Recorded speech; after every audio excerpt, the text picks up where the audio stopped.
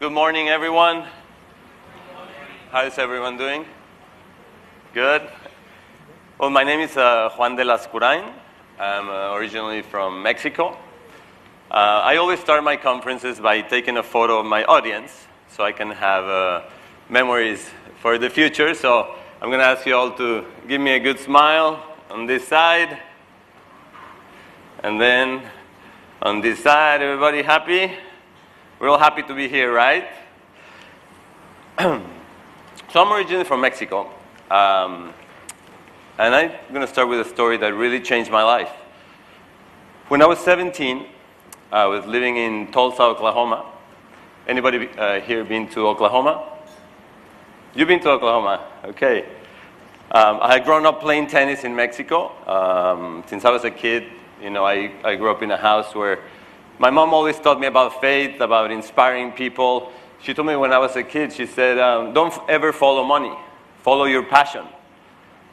And my dad on the other side took me to a tennis court.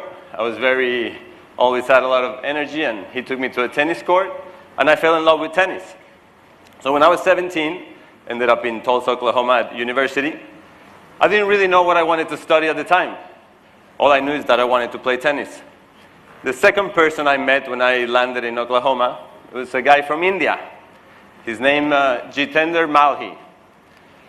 We met and we totally just hit it off. He was also a tennis player. There was another guy, his name was Rune from Norway, who was a runner. And we became really, really close friends. And Jitender always would tell me, like, hey, you need to go to India. I was, at the time, 17, I had no money, and we would always go to his room, and he would always watch the Indian movies, and we just became really, really good friends. And to all of you, how many of you in here are from India? It's such an amazing country. 30 years later, I ended up coming to India for the first time, and just fell in love with your country. It's really, really an amazing country. It reminds me a lot of certain parts of Mexico and the people. So when I started college, I had no clue what I wanted to study. I didn't even know that one day I was going to be designing, I was going to be selling merchandise all over the world. But at the time, I picked business. So I was almost about to be finished with my college career.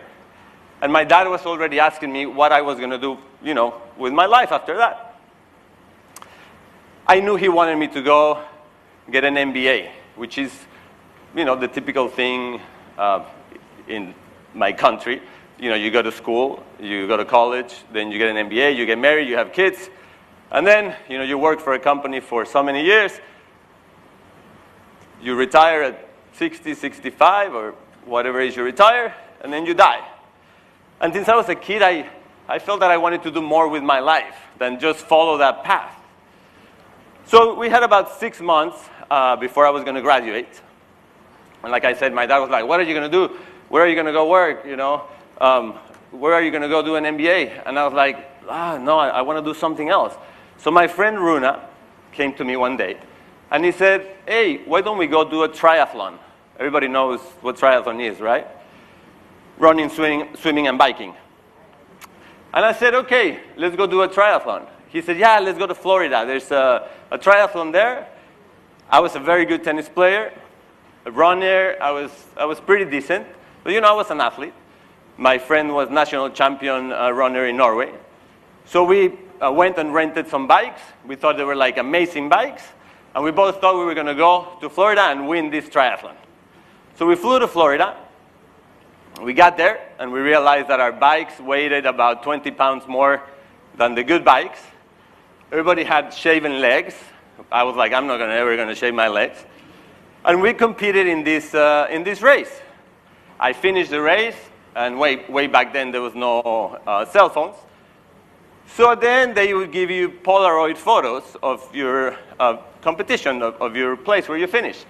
To my surprise, my photo was me crossing the finish line with a lady she was about 65.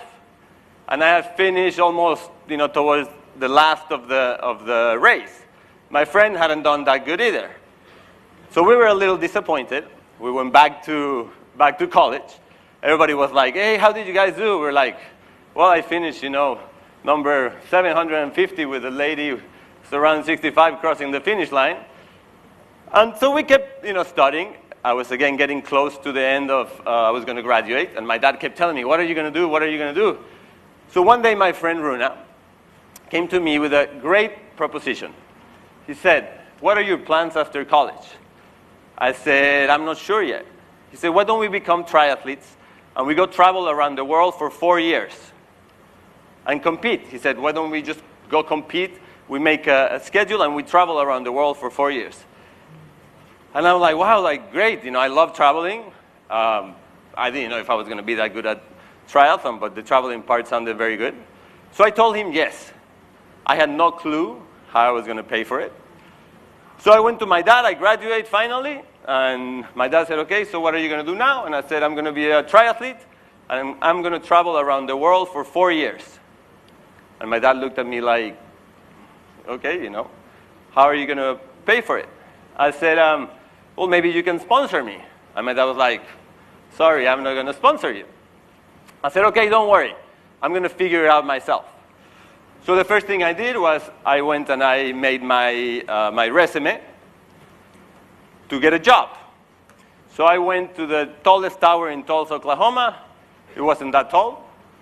And I printed 12 resumes, and I took them to several companies. So about 2 weeks went by. Well, by the way, my dad kept telling me, you're going to starve, Triathletes don't make money. But there was something inside of me that kept telling me there was a little voice. Everybody, I'm sure, has heard that little voice. I call it intuition. A little small voice that tells you, do this, don't follow just the money, do this.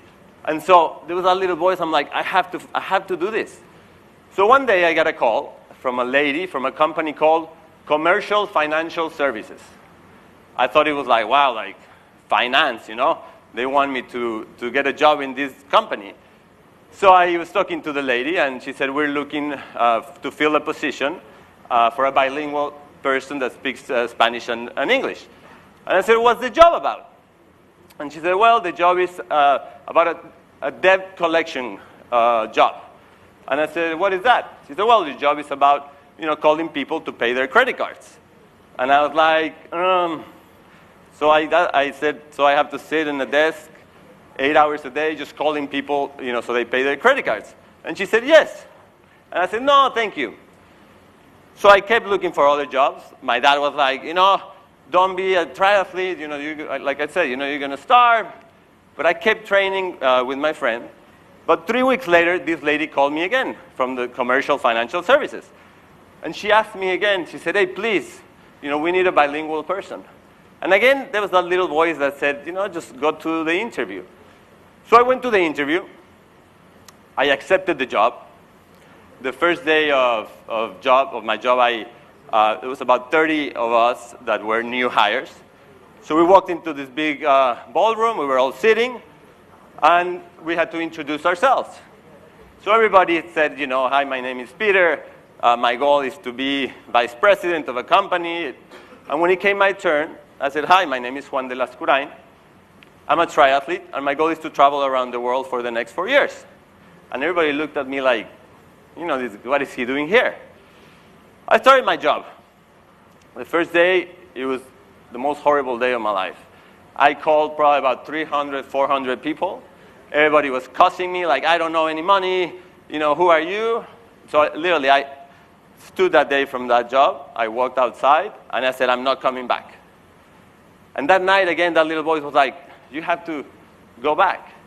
So I got up the next, and actually, after about a week there, my friend Jitender from India, he was also looking for a job. So I said, hey, come work with me. At least I'll have a friend here, and we'll both, it was a hard job. So I said, at least I'll have a friend and, make the time more enjoyable. So anyway, he ended up getting a job as well there. So it was about 2 months. I totally hated my job, honestly. I never, when I walked into the office, I never, told people that I hated my job. I always did it. I said, if I'm here, I'm going to do the best job I can.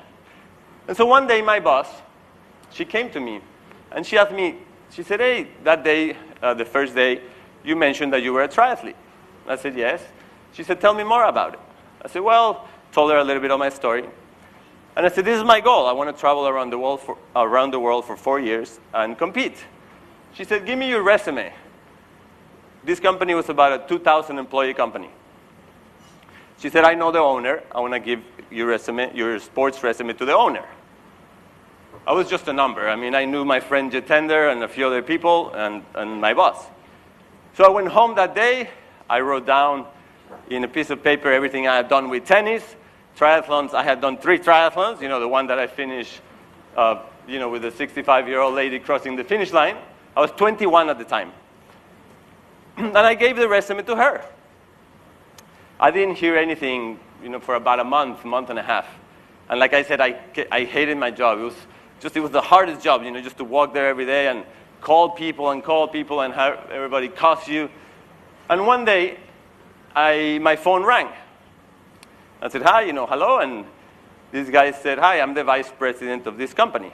This was the largest collection agency pretty much in the world at the time.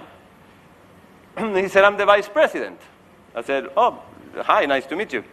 And he said, I have here your sports resume. He said, how much money do you need to compete this summer? And I honestly didn't have a number, but I told him $5,000. He said, thank you. And he hung up. Another 2-3 months passed.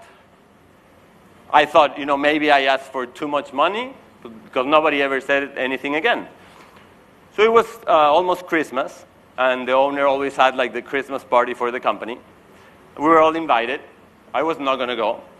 My friend Jitender from India, he was like, come on, we have to go. And I said, no, what are we going to do? It's like, just go and have the dinner. And he was like, no, come on, let's go. So anyway, he convinced me. We went, and there was about 4,000 people sitting in a big ballroom like this, and we were sitting in the back. We had dinner, then the owner stood up and started giving awards, to the top person in each department. And then in the end, he said, Juan De Lascurain, if you're here, come to the front. And my friend from India was like, hey, that's you. What have you done? And I was like, I don't know I don't know what award they're going to give me. I've only been here, for 7 months. I walked to the front, and the owner in front of all the company tells everyone that he was going to sponsor me, and he handed me a check for $5,000. And honestly, I had no words. I remember all I said, he gave me the microphone, I said, thank you. I grabbed my check, and I went and I sat down. And that was the first time that I realized that if I had a dream, I would be able to accomplish my dream. So I started competing. Obviously, I got better. One day, after every race that I was doing, I would write the owner of the company and thank him. I would say, thank you very much for helping me accomplish my dream. And one day, he wrote me something that totally changed my life. This guy was a billionaire. He spent half his time doing business, traveling around the world in his private jet. And he was taking time, to talk to 21, 22-year-old guy from Mexico who nobody knew. And one day, one of these emails, he wrote me something that totally changed my life. Like I said, I would write him to thank him. I was so thankful that he was helping me accomplish my dream. And he wrote me, he said, his name was Bill Barman. He said, Juan, he said, I don't care about your dreams. No, sorry, he said, I don't care about your sports. And I was like, okay, you're paying me, He had given me $5,000, and after that, one day he approved the entire plan of my 4-year traveling around the world, which was a lot of money. And he wrote this phrase in this email, and he said, Juan, I don't care about your sports. All I care is that you use your talents to inspire people. And I was like blown away, that he had written that. And it reminded me a little bit of when I was young and what my mom had told me when I was a kid, like always follow your passion. Don't, not always follow money. Follow your passion, don't follow the money. And the money eventually will come. And my mom, as I grew up, she would always tell me too, it's like you have a purpose for being here. More than just go to school, do this little line that everybody does. Obviously, you have to go to school, you have to work, you have to do all these things. But she would always tell me that you have a bigger purpose for being here. So I ended up competing, like I said, all over the world. I did Ironmans. I was in Hawaii. I mean, I really fulfilled my dream. And in 2000, I was, again, like I didn't know what to do. Everybody thought in my home that, my dad and everybody was like, okay, I think he's going to stop dreaming. Now he's going to go do an MBA. He's going to go get a real job. And he's going to be normal.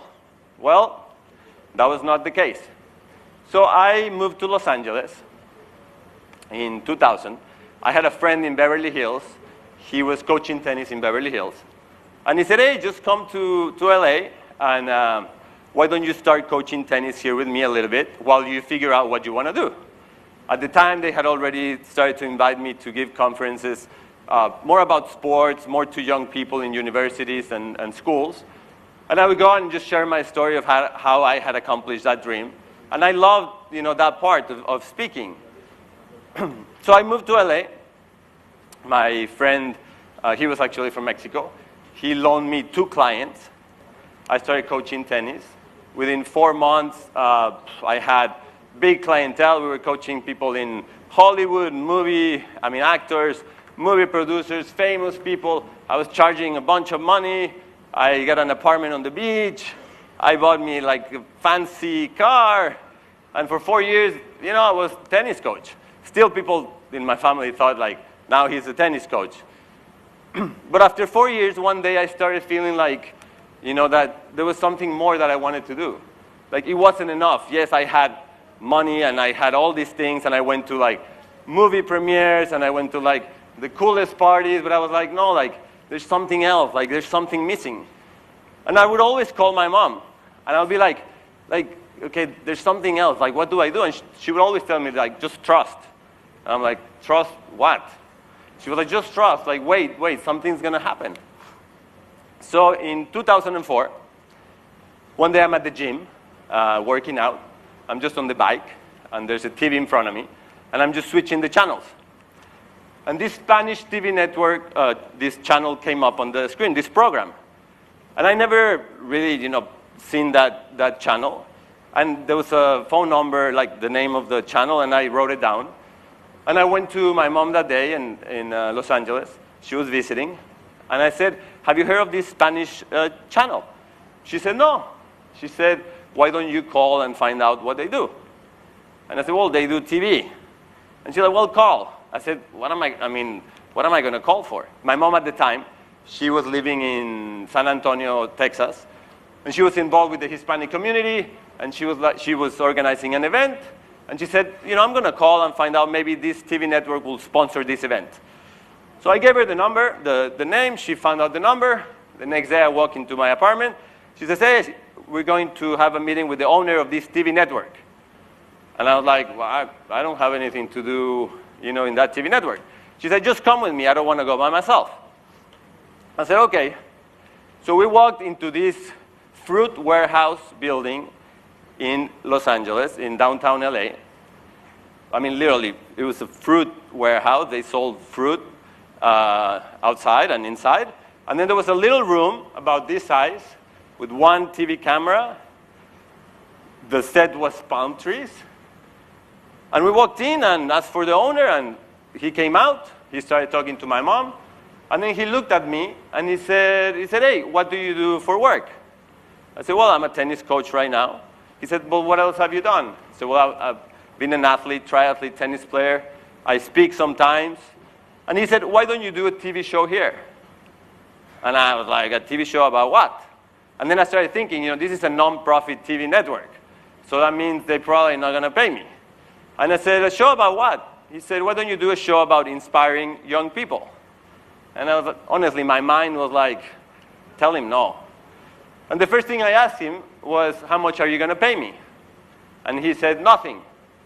And I said, well, if you don't pay me, I can't work. He said, well, here's the offer. If you do the show, I will air it every Saturday morning from 9:30 to 10 a.m.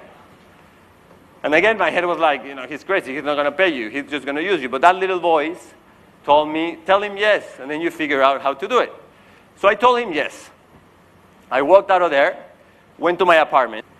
So I went home that day, and I sat at my desk, and I wrote down dream big. And I wrote down that I was going to create this TV show, which I had no clue how to start or how to do. And I was going to put, the name Dream Big, and it was going to be about inspiring young people at the time to follow their dreams.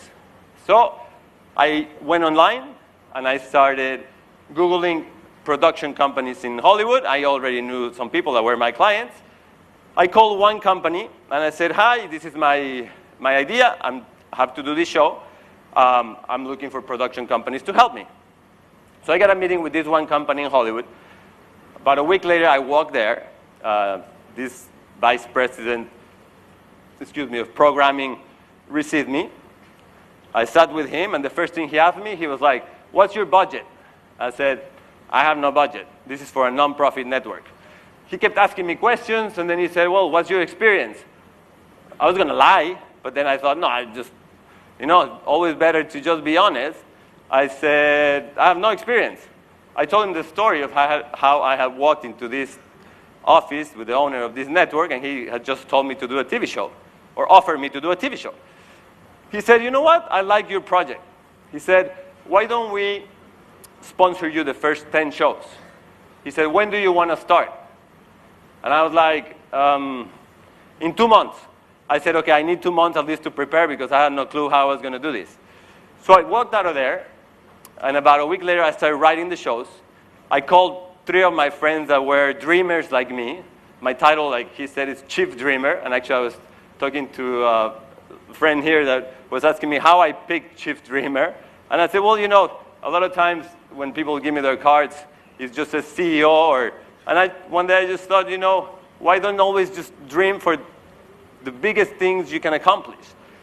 So I called my friends and I said, I have a TV show. I want to interview you. And everybody was like, a TV show? You're the tennis coach. Like, what do you mean a TV show? I'm going to show you a little video. So I started the show. I started interviewing my friends that nobody knew. And then I said, I live in LA. I'm going to contact all these famous people and, interview them. And I realized that all of these famous people were so keen to come and share their stories. Not about gossip, not about, a lot of that the shows are about. But about to share what they had learned of following their dreams. And then the show started airing, and I realized, to my surprise, because I had no clue how I was doing this, if I was doing it right or not, or if it was going to have a positive impact on people, which was the goal.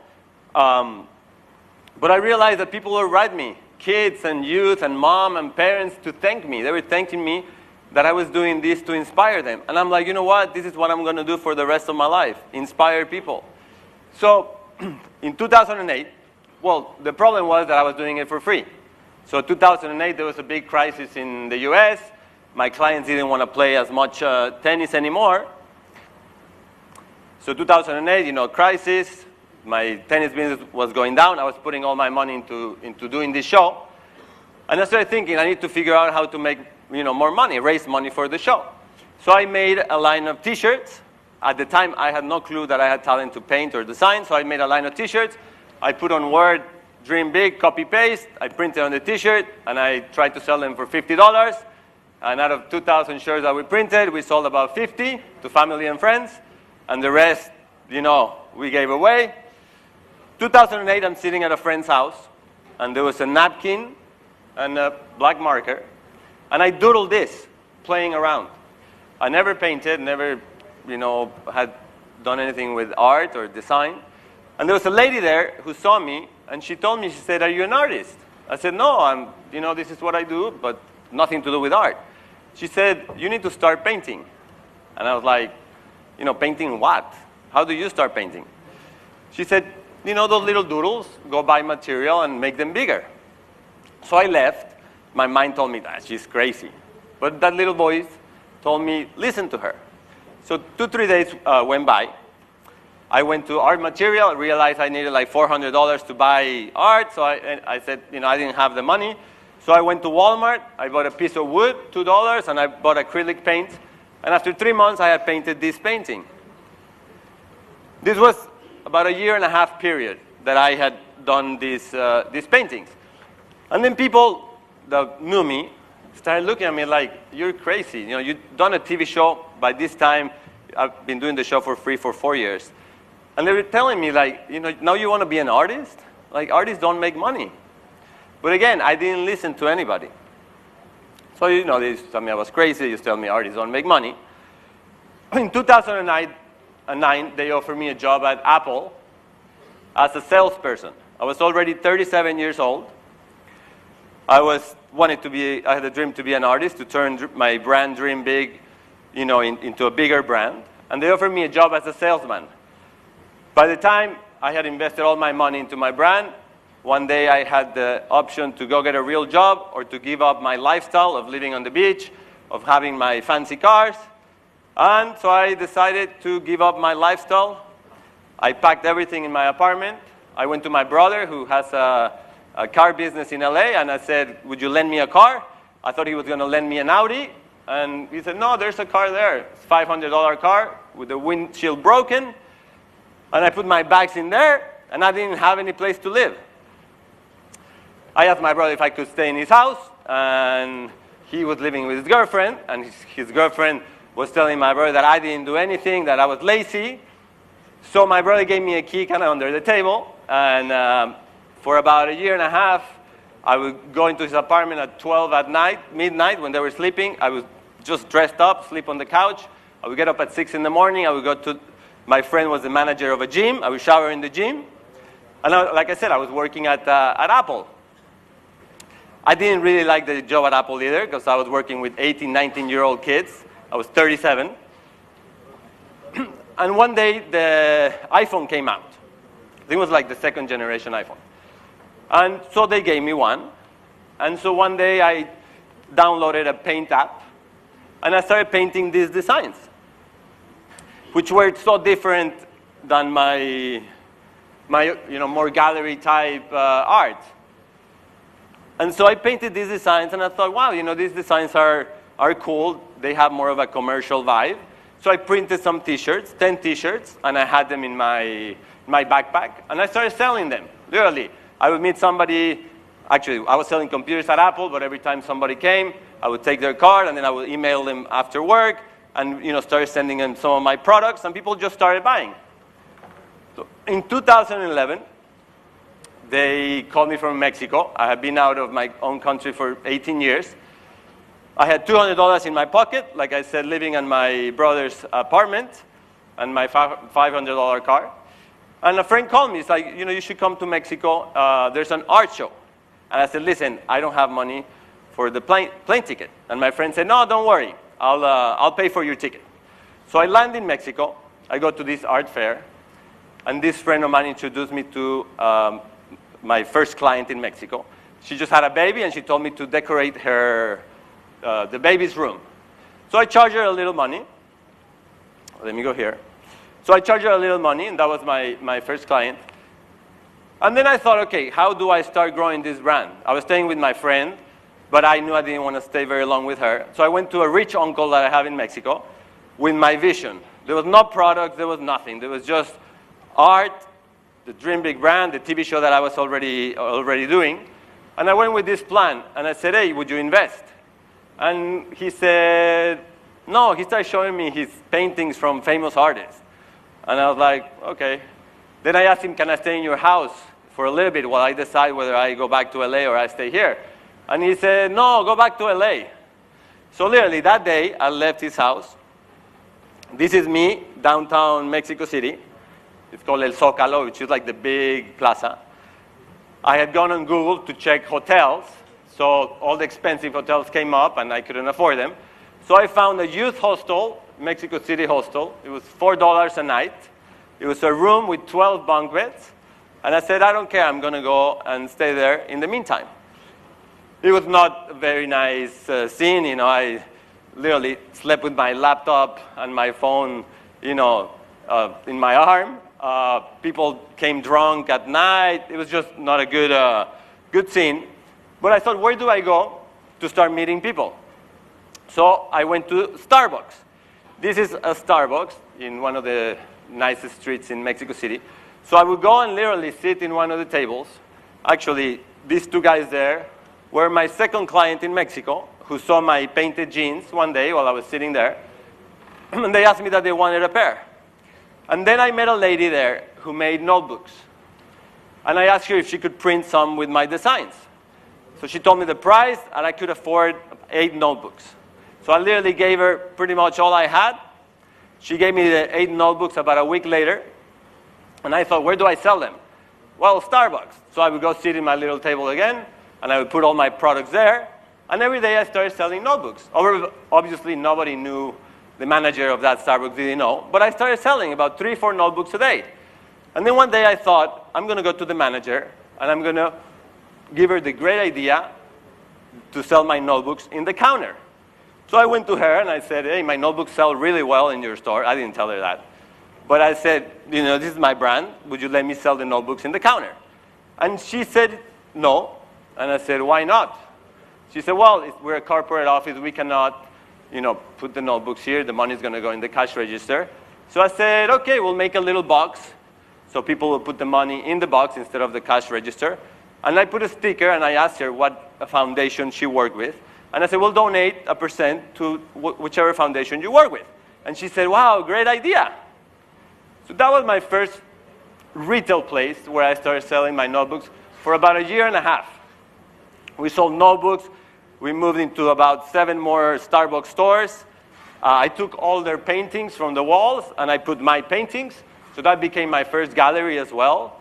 And literally, every day I would walk there, I would sit in my little office, and if people would come in and look at the paintings, I would get up, and I'm like, hi, I'm the artist. And that's how I really started the brand. This is me, my first motorized vehicle. When I had clients that, I had to go and give them, this was some prints for painting. This is a bike I bought. Eventually, they stole the seat. So for a while, I didn't have. So obstacles. In life, who has had an obstacle in their life? Anybody that hasn't had an obstacle?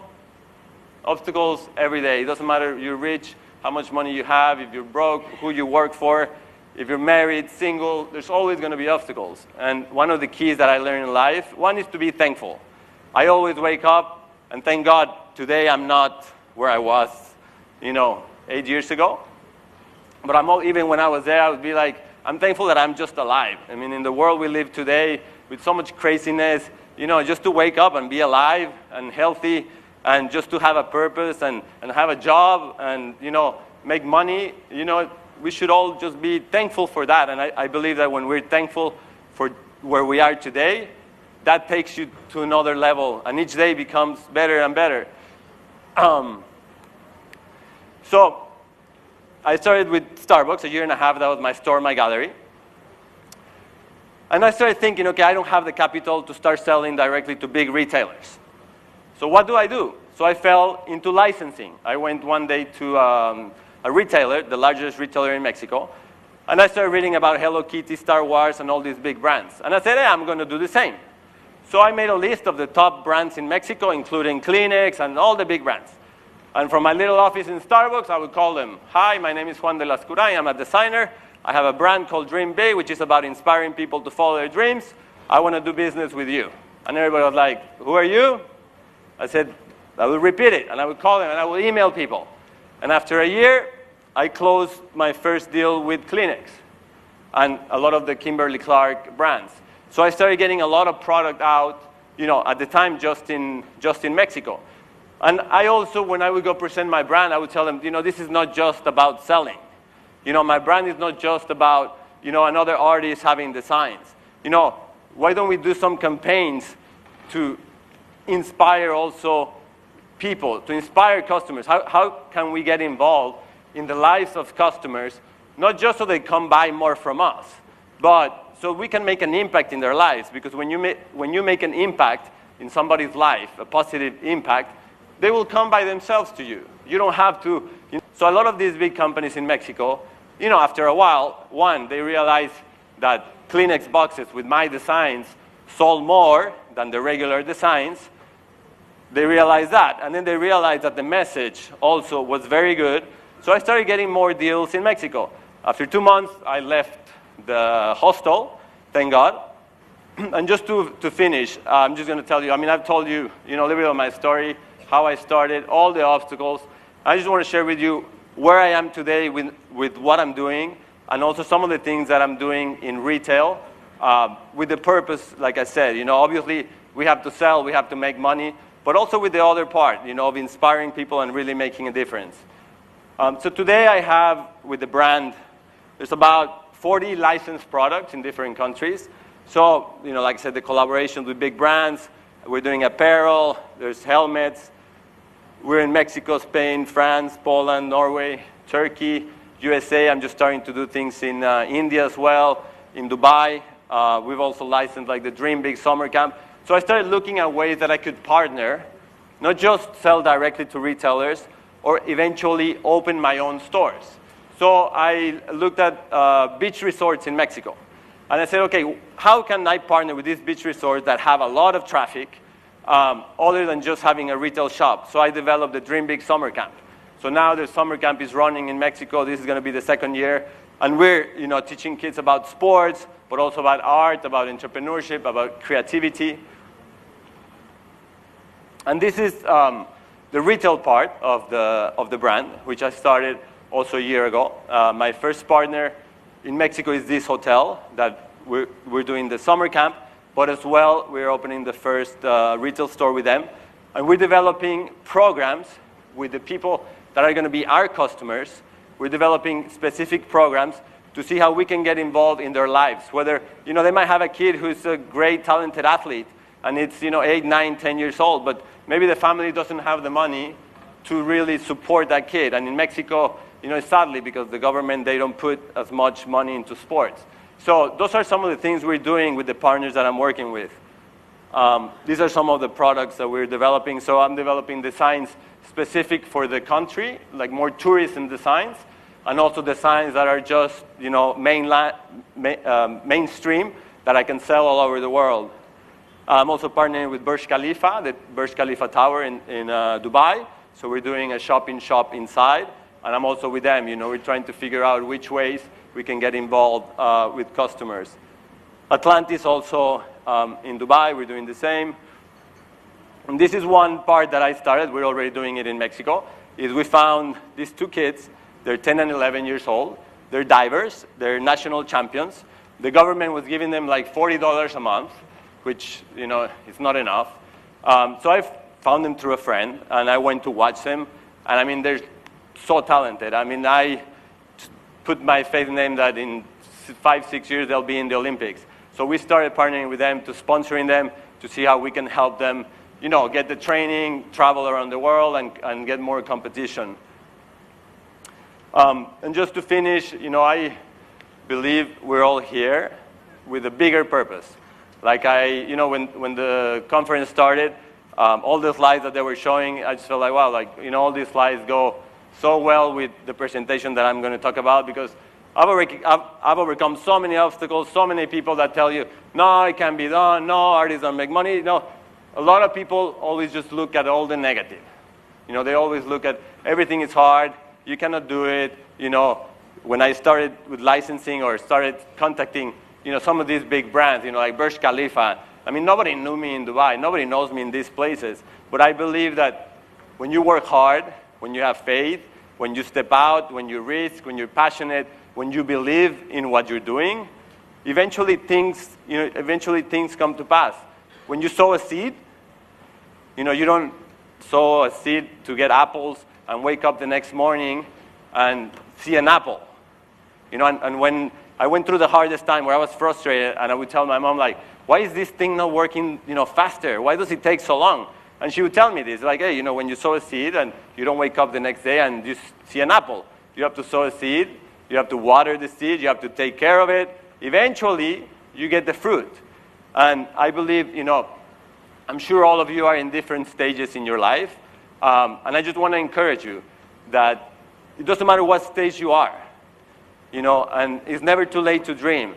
Or maybe you're in that place that you're like, oh my God, maybe you're not living in a youth hostel in Mexico, but maybe, I don't think anybody here is, but even if you are, just want to tell you, there's no difference between somebody that's made it and somebody that's in the process, because we are all work in progress. And this is a phrase that I wrote when I was sitting in my car in LA with nothing.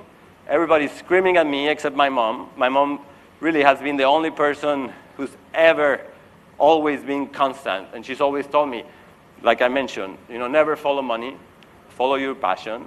She always told me, have faith. She always told me, you have a bigger purpose for being here. And today, I'm 46, and I'm so grateful because I've been able to go through all these experiences, through all these things, to, travel literally all over the world, meet amazing people. And I just think, like, what if I had given up, 6 years ago when there was nothing? I mean, I would have missed on so much of what I'm reaping today. And so this is the phrase that I wrote, way back, which says, it doesn't matter where you come from or how much money you have. It says, if you have faith, a dream, and you work hard, you can accomplish anything. And I want to read you to finish one phrase that the first time I came to Mumbai 1 year ago, I went to Gandhi's house.